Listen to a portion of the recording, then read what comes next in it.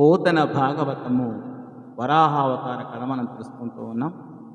వివరింపన్ హరి యజ్ఞమూర్తి వరవున్ విష్ణున్ ఋషికేశు కేశవు పద్మాక్షు గురించి జన్నములు శస్వద్భక్తి గావింప మాధవుడాత్మం పరితోషముందు అతడు ప్రీతి కైకొన్నలో కవితానంబులు దుస్తినందుననఘా కావింపుమా యజ్ఞముల్.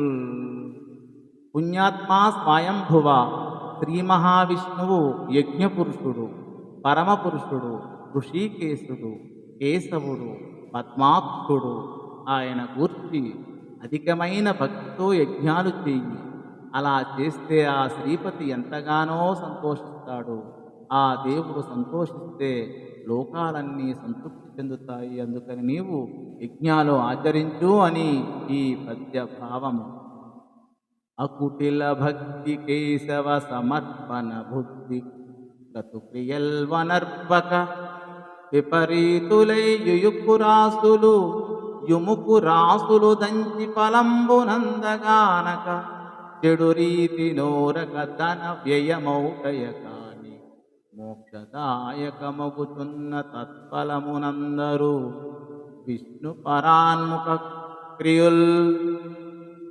ఈ పవిత్రమైన చిత్తశుద్ధితో పరమేశ్వరార్పణ బుద్ధితో యజ్ఞ కార్యాలు చేయాలి. అలా కాకుండా స్వార్థ బుద్ధితో పనులు చేయడం అంటే వరి పొట్టును దంచి బియ్యం రాలేదని బాధపడటం లాంటిది. అందుచేత ధననాశమే కానీ లవలేశం కూడా లాభం ఉండదు. హరిభక్తులు కాని వారు తాము ఆశించిన మోక్షాన్ని అందుకోలేరు అని ఈ పద్య భావము. ధన్యవాదములు.